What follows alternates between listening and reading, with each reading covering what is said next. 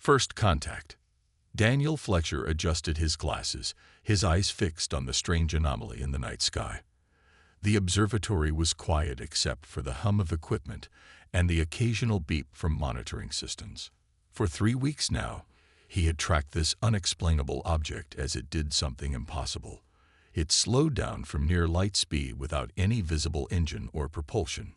"It's definitely not a comet," he muttered to himself, making notes on his tablet.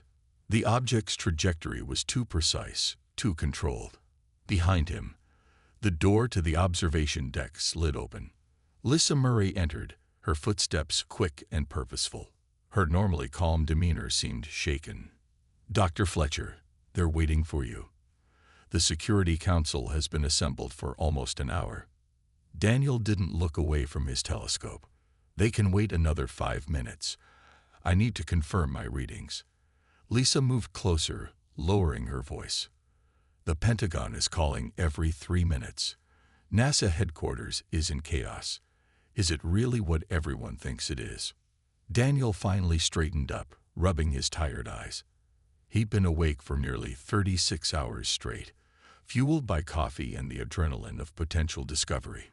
"It's artificial, Lisa. No doubt about it.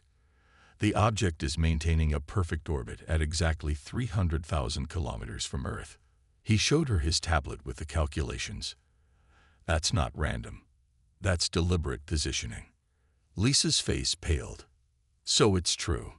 We're not alone." "We never were," Daniel replied. "But now, they'd want us to know it." 30 minutes later, Daniel stood before the hastily assembled International Space Security Council, a body that had existed mostly on paper until today.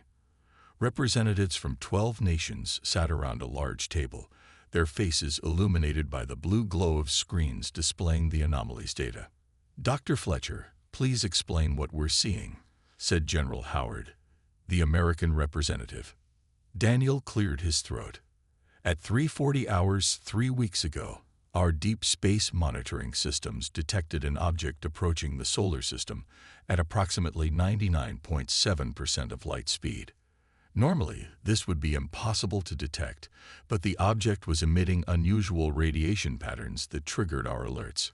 He tapped his tablet, bringing up a trajectory map on the main screen.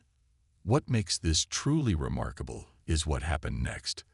The object began to decelerate without any visible means of propulsion. No engine flare, no radiation burst, nothing we can detect or explain with our current understanding of physics." "Could it be a natural phenomenon?" asked the Chinese representative. Daniel shook his head. "No, ma'am. The deceleration was controlled and precise. The object has now established a perfect orbit around Earth at exactly 300,000 kilometers distance. That's not natural behavior." The room fell silent as the implications sank in. "How big is it?" someone finally asked. "Approximately 340 meters in length, roughly the size of a naval destroyer." The French representative leaned forward. "And you believe this is a spacecraft, an alien vessel?" Before Daniel could answer, Lisa burst into the room, ignoring the security guards who tried to stop her. "Dr. Fletcher, it's broadcasting." All eyes turned to her as she connected her tablet to the main display system. A series of mathematical sequences appeared, followed by symbols that shifted and changed. "It started 10 minutes ago," she explained breathlessly. "First prime numbers, then mathematical constants, then what appears to be an attempt at communication." Daniel studied the symbols as they transitioned into recognizable patterns. "They're learning our number systems, our mathematical notation. They're figuring out how to talk to us." Before their eyes, the symbols gave way to letters, then words in multiple Earth languages simultaneously. The final message appeared in simple, clear text. "We come to ASSS." The room erupted in chaos as government officials demanded explanations, military leaders called for defensive preparations, and scientists tried to comprehend the technological implications. In the midst of the uproar, Daniel stood silently watching the message repeat itself. Humanity's first contact had arrived, and they were here with a purpose. The assessment. 2 weeks after the alien vessel's arrival, The world had changed forever. The beings called themselves the Collective, a federation of 17 spacefaring species. After days of exchanging messages, they had agreed to send representatives to Earth. The landing site was a neutral location in Switzerland, a wide field surrounded by mountains. Military forces from all major powers formed a perimeter, their weapons ready despite diplomatic assurances. Admiral John Winters stood rigidly beside Dr. Olivia Reeves as they watched the shuttle descend from the mothership. Unlike anything humans had built, the craft made almost no sound as it landed, stirring only a gentle breeze rather than the expected blast of engine exhaust. "Remember," John whispered to Olivia, "we reveal nothing about our defense capabilities." "Nothing." Olivia nodded. As Earth's chief negotiator, she understood the stakes. Humanity needed to appear open and peaceful while giving away no strategic information. The shuttle's door slid open, releasing a soft blue light. 3 figures emerged. They were tall and willowy, with skin that seemed to shift colors slightly as they moved, capturing and reflecting the sunlight like mother of pearl. Their large eyes blinked slowly as they surveyed the human delegation. The tallest of the aliens stepped forward. "I am called Kelvo in your language approximation," it said, its voice melodic and clear despite speaking through what appeared to be a small translation device. "I speak for the Collective Council." The United Nations Security Council meeting the next day was closed to all but essential personnel.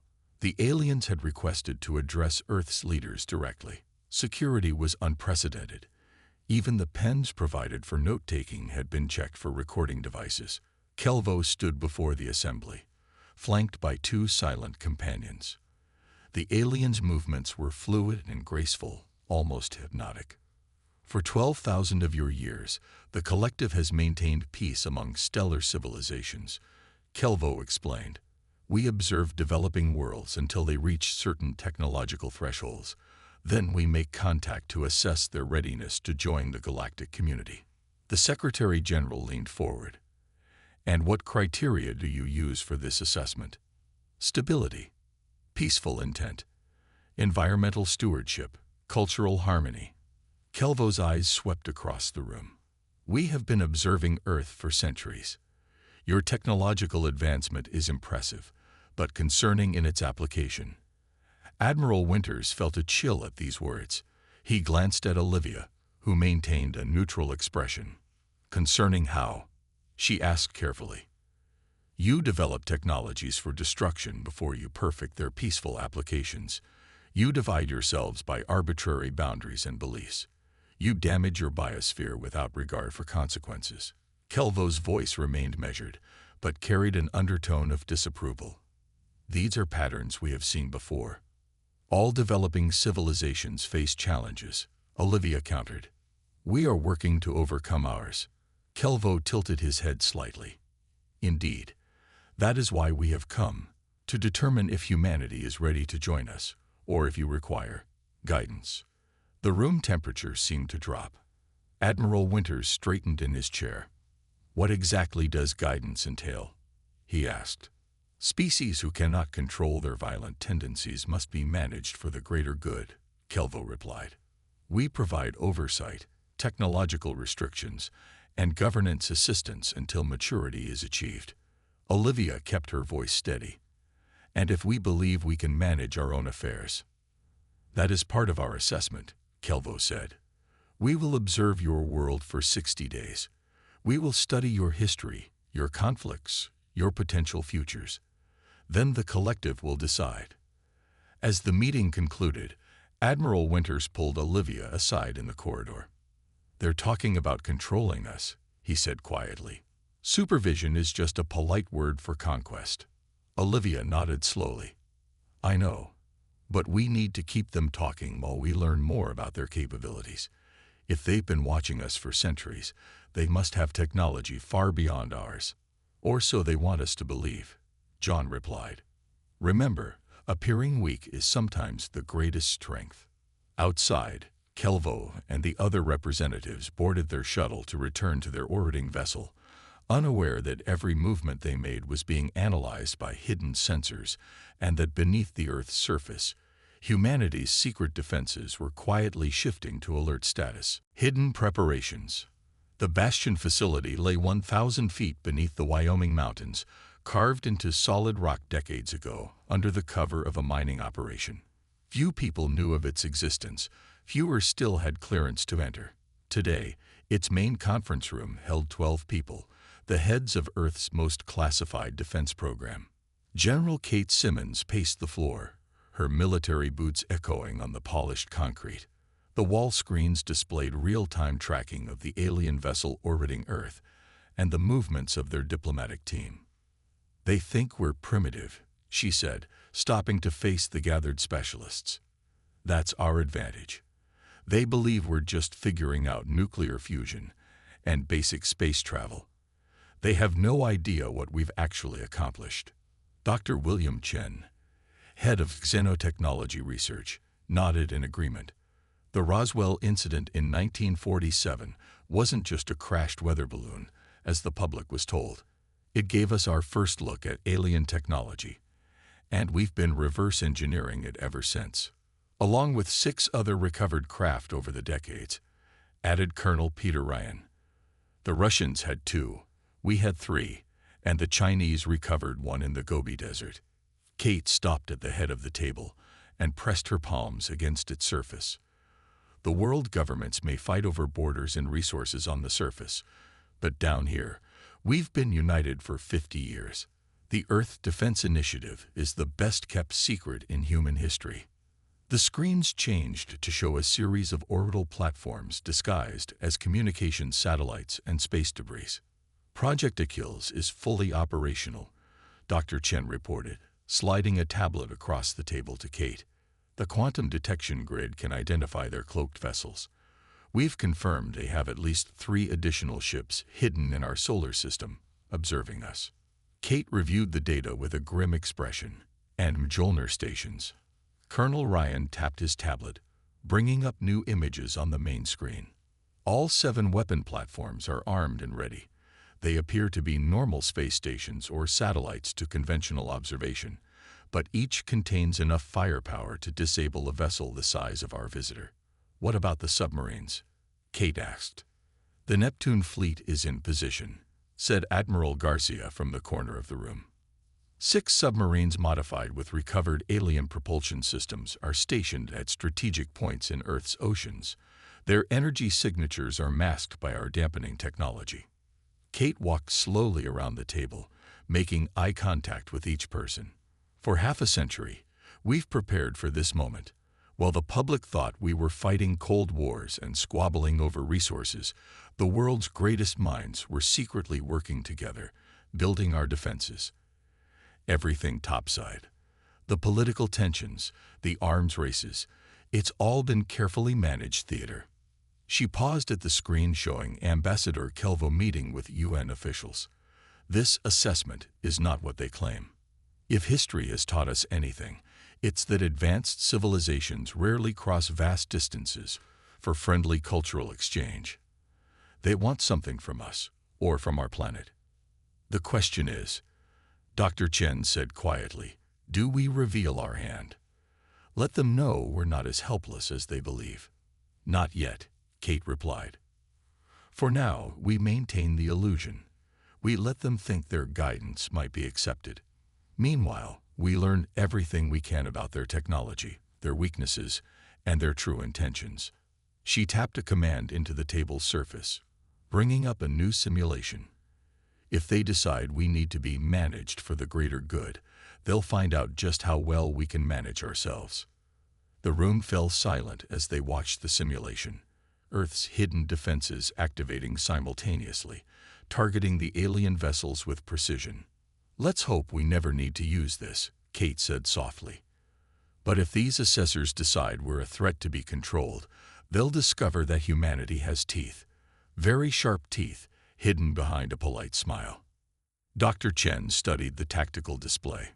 "And if they're truly peaceful, then we'll have the beginnings of a beautiful friendship," Kate answered. "But I don't believe in taking chances with the survival of our species. We prepare for the worst while hoping for the best. Throughout Earth, in deep underground bunkers and hidden orbital platforms, humanity's secret guardians stood ready, waiting for a signal they hoped would never come. The ultimatum. 2 months passed since the arrival of the collected ship. During this time, alien observers traveled across Earth, studying human cities, governments, and militaries. They collected data on everything from power plants to schools, from hospitals to prisons. They watched carefully, asked many questions, and shared little about themselves. Then, on a clear October morning, Ambassador Kelvo requested a special session of the United Nations. The world watched as the alien representative took the podium, the broadcast streaming to billions of screens in homes, offices, and public squares across the planet. Kelvo's iridescent skin caught the light as the alien stood tall before the assembly. When he spoke, his voice carried through the chamber with perfect clarity. "People of Earth, our assessment is complete," Kelvo announced. "The collective has carefully studied your civilization, your history, and your potential futures." The chamber fell silent. Even the usual whispers among diplomats ceased. "Humanity possesses remarkable potential," Kelvo continued. "Your adaptability, creativity, and resilience are qualities we value. However, your history of conflict makes you unpredictable and potentially dangerous to galactic stability." On screens worldwide, people held their breath. In the Bastion facility deep underground, General Kate Simmons and her team watched with narrowed eyes. "Therefore, the collective offers integration into our Federation, under our supervision," Kelvo stated. "Your military capabilities will be reduced to defensive measures only. A governing council of our representatives will guide your development for the next 3 centuries, after which your species may petition for full membership status." Murmurs spread through the UN chamber. Some delegates looked shocked, others angry, and a few seemed relieved. "During this supervision period, we will share certain technologies with you, particularly those related to environmental restoration, medicine, and sustainable energy. However, technologies related to advanced weapons, faster-than-light travel, and artificial intelligence will be restricted until your species demonstrates greater stability." President Elena Martinez of the United States, who served as the current UN Security Council chair, rose from her seat. She was a small woman with silver-streaked hair, but her presence commanded attention as she approached the podium. "Ambassador Kelvo," she said, her voice steady, "I speak now for humanity when I say we appreciate your concern for galactic stability. We understand that from your perspective, our species must seem young and perhaps troubled." She paused, looking directly at the alien representative. "However, Earth must respectfully decline your offer of supervision. While we welcome peaceful exchange of knowledge and cultural understanding, humanity will chart its own course among the stars. We cannot accept restrictions on our sovereignty or limitations on our future development." Ambassador Kelvo's expression hardened, the colors of his skin shifting to deeper, colder tones of blue and purple. "President Martinez, I fear you misunderstand," the alien replied. "This is not a negotiation. The decision has been made by the Collective Council based on thousands of years of experience integrating developing civilizations." Kelvo stepped closer to the microphone, his tall form looming over the podium. "You have 7 Earth days to prepare your populations and governmental structures for transition. After this period, we will implement integration protocols with or without your cooperation." The chamber erupted in voices. Some delegates shouted in protest, while others called for calm. In the Wyoming bunker, General Kate Simmons turned to her team. "And there it is," she said quietly. "The mask falls away." "What now?" Dr. Chen asked. "Now we activate Bastion Protocol," Kate replied, entering a command code into her secure terminal. "Now we show them that humanity isn't as helpless as they believe." Around the world, hidden systems began to power up. In orbit, satellites shifted positions slightly. Deep beneath the oceans, the modified submarines of the Neptune fleet received their alert signals. Within military bases across every continent, special units prepared equipment that had been kept secret for decades. As Kelvo left the UN podium, convinced of the collective's impending victory, humanity was already mobilizing for the most important stand in its history. The warning. Admiral John Winters stood in the command center beneath the Arctic ice, watching as systems activated across the global defense network. For decades, this moment had been planned for, feared, and yet somehow expected. Screens around him showed status updates from installations around the world as Bastion Protocol moved from standby to active. "Status report," he ordered, his voice calm despite the weight of the moment. "Orbital platforms coming online, sir," reported Lieutenant Sam Reynolds. 7 Jolner stations have broken camouflage protocols and are arming defense systems. The aliens have noticed. Their ship is powering up some kind of scanning array. John nodded. "That's fine. Let them see some of our teeth." In space, what had appeared to be ordinary satellites and debris suddenly transformed. Solar panels retracted, revealing weapon ports. Communication dishes realigned, becoming targeting systems. The network of seemingly harmless human technology now formed a defensive grid around Earth. "Neptune fleet reporting ready, Admiral," called another officer. "All 6 vessels have surfaced at designated points." Deep in the oceans, enormous black submarines broke through the waves. Unlike conventional military vessels, these had been built in secret, incorporating technology recovered from crashed alien ships over the past 70 years. Each was twice the size of a nuclear submarine, but moved with impossible silence and speed through water. In the UN building, President Martinez received confirmation that Earth's defenses were ready. She turned to her advisors. "It's time for our response." In the Arctic Command Center, Admiral Winters received the Presidential Authorization Code. He took a deep breath, then gave the order that would change humanity's place in the galaxy forever. "Broadcast the warning. All frequencies, all languages, plus the communication protocols we've identified the collective using." A young communications officer pressed her hand against a scanner, then entered a complex series of commands. "Transmission beginning." "Sir." The message, carefully crafted over decades and refined during the past 2 months of alien observation, began broadcasting from every major communication array on Earth. Simultaneously, the hidden defense platforms transmitted the same message into space. To the collective and all spacefaring civilizations, the message began. "Humanity acknowledges your ultimatum and responds as follows. We reject any form of subjugation. Our planet is defended. Our resolve is absolute." In the alien vessel orbiting Earth, Ambassador Kelvo watched with growing concern as human defenses revealed themselves. The ship's sensors detected energy signatures that should have been impossible for a civilization at Earth's development stage. "This cannot be," he whispered as the message continued. "We have prepared for this day for generations," the broadcast continued. "The technology you believe beyond our reach has been in our possession since your scout ships first crashed on our world. We have studied it, improved upon it, and built our defenses with it."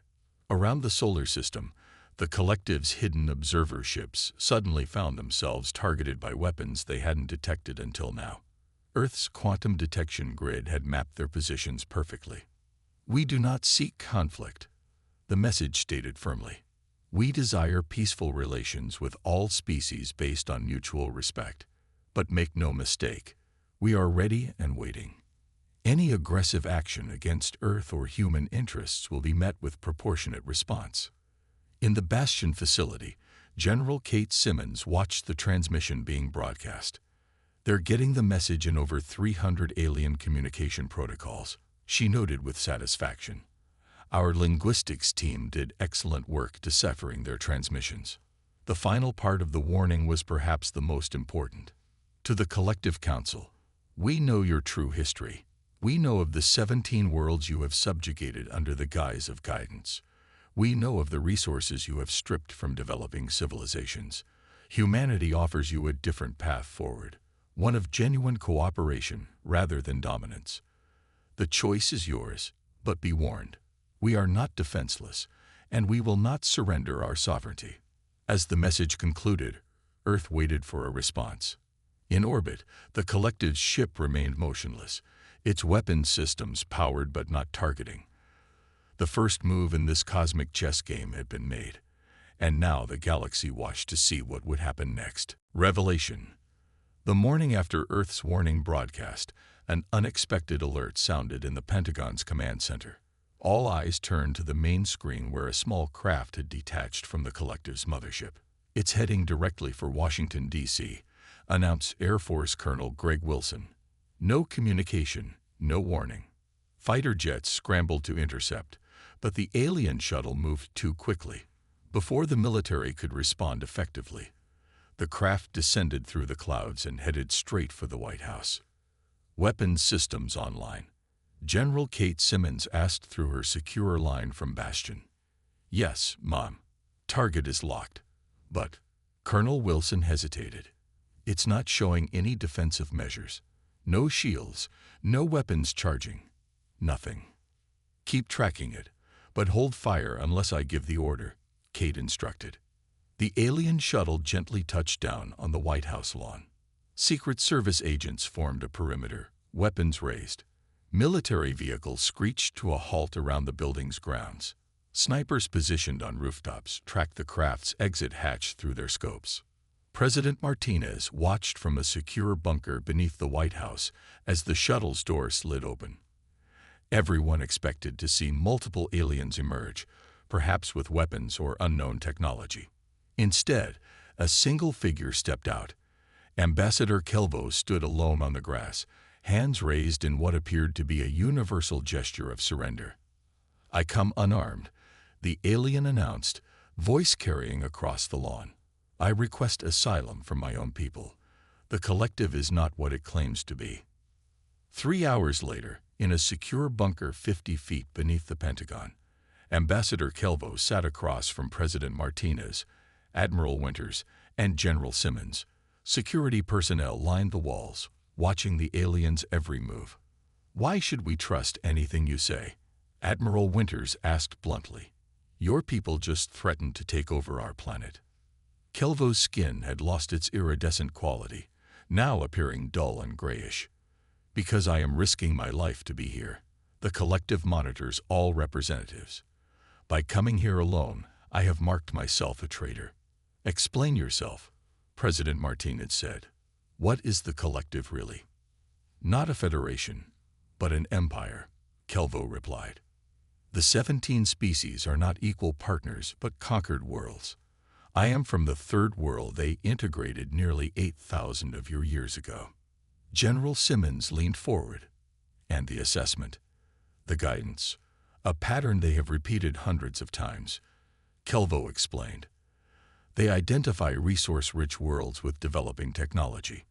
They offer protection and guidance, then slowly strip the planet of unique resources while keeping the native population controlled through limited technology transfers and cultural manipulation." The room fell silent as the implications sank in. "Our warning broadcast," Admiral Winters said slowly. "How did the collective leadership respond?" "With shock," Kelvo answered. "Then fear. You are the first civilization to detect our advanced scouts. The first to develop countermeasures without our knowledge. The first to stand defiant with the actual capability to resist." Kelvo reached into a pouch at his side. Security personnel tensed, but the alien simply removed a small crystal device and placed it on the table. "This contains the locations of all collective vessels in your solar system. It also has the access codes to their defense networks." The alien's large eyes fixed on President Martinez. "There are others like me, beings from subjugated worlds who have waited generations for someone to challenge the collective. Your broadcast was received not just by our leadership, but by resistance groups across 17 worlds." "You're saying there could be an uprising?" General Simmons asked. "If Earth stands firm, yes. The collective maintains control through fear and the belief that resistance is futile. You have shown it is not." President Martinez studied the alien carefully. "What is the collective's next move?" "They have called for reinforcements. A battle fleet will arrive in 3 of your days. They will not risk allowing your defiance to inspire others." Kelvo's voice grew quiet. "But they do not know that you know they are coming. And they do not know that I have given you their tactical weaknesses." Admiral Winters picked up the crystal. "If you're telling the truth, you've just given us a fighting chance." "More than that," Kelvo replied. "I have given the galaxy its first real hope in millennia. A new paradigm." 3 days after Kelvo's defection, the sky above Earth lit up with flashes of light. The Collective's invasion fleet had arrived, 17 warships appearing at the edge of Earth's detection grid. They positioned themselves in attack formation, preparing to overwhelm humanity's defenses in a single devastating strike. In the Arctic Command Center, Admiral Winters watched calmly as the alien vessels approached. Around him, officers monitored defense systems and communicated with installations around the world. "They're charging weapon systems," reported Lieutenant Reynolds. "Energy signatures match Kelvo's intelligence exactly." John nodded. "Right on schedule. Are our countermeasures in place?" "Yes, sir. Quantum mines deployed and cloaked. Neptune fleet in position. Mjolnir stations fully powered." "Then we wait for them to make the first move," John said. "Let them come to us." The lead collective ship moved forward, its massive form eclipsing the stars behind it. Suddenly, its forward section began to glow with building energy, the first strike about to be launched. "Activate Defense Protocol Handle," ordered John. Throughout the space surrounding Earth, hundreds of small devices, previously invisible to sensors, activated simultaneously. These quantum mines, based on recovered alien technology but improved by human innovation, attached themselves to the collective ship's hulls. Instead of exploding, they emitted precise energy pulses that disabled weapon systems without destroying the vessels. On the main view screen, the collective ships went dark, their engines and weapons failing simultaneously. "All enemy vessels neutralized," Lieutenant Reynolds announced, unable to keep the pride from his voice. "No casualties on either side." John allowed himself a small smile. "Open a channel to their command ship." The screen flickered, showing the shocked face of the collective fleet commander. "This is Admiral John Winters of Earth Defense Command. Your vessels have been disabled but not destroyed. We have no desire for bloodshed. Your crews will be allowed safe passage home in exchange for a binding peace treaty and the immediate liberation of all subjugated worlds." 5 years later, Daniel Fletcher stood at the viewport of Luna Base, watching ships from 23 formerly subjugated species dock at the massive space station. The Earth-Moon system had become the center of a new galactic alliance, the Concordat, built on principles of sovereignty, mutual respect, and shared defense. "The Aldarian delegation has arrived," said Lisa Murray, now his diplomatic attaché. She handed him a tablet with the meeting agenda. "They're bringing their new faster-than-light drive designs to share with the Alliance engineers." Daniel nodded, watching as the elegant blue ship docked. "Any word from the liberation forces at the former collective homeworld?" "The transition government is stable," Lisa replied. "With Kelvo leading the Reconciliation Council, they're making good progress toward democratic reforms." They walked together toward the conference room, where representatives from former collective worlds and newly contacted independent civilizations would gather. The corridor walls displayed artistic representations of first contact scenarios from various cultures. "Sometimes I wonder," Lisa said quietly, "what would have happened if we hadn't been preparing all those years, if we hadn't recovered those crashed ships, if we had actually been as defenseless as they thought." Daniel paused before the conference room doors. "Humanity has always had 2 great strengths: our ability to learn from our mistakes and our determination to protect our freedom." He gestured toward the gathered delegates visible through the transparent doors. Beings of all shapes, sizes, and evolutionary paths, yet united in purpose. "Was it worth the risk?" Lisa asked. "Revealing our hand to the galaxy, we could have stayed hidden, developed our technology in secret for centuries more." Daniel smiled. Sometimes the best way to avoid a fight is to make it clear you're ready for one. Our warning wasn't just about our weapons. It was about our determination to remain free while extending friendship to those who respect us. The doors slid open, and the delegates turned to greet them. Among them stood Kelvo, now the elected representative of his liberated homeworld. In the vast darkness of space beyond Luna Base, Earth's exploration vessels ventured outward, each carrying a simple message that now accompanied all human transmissions. We come in peace, seek friendship, and respect sovereignty. But never mistake our kindness for weakness. We are humanity, and we're waiting to welcome new friends or face any threat. The choice is yours. The galaxy had learned its lesson. Humanity would not be conquered, and in that strength, a new era of genuine cooperation had begun.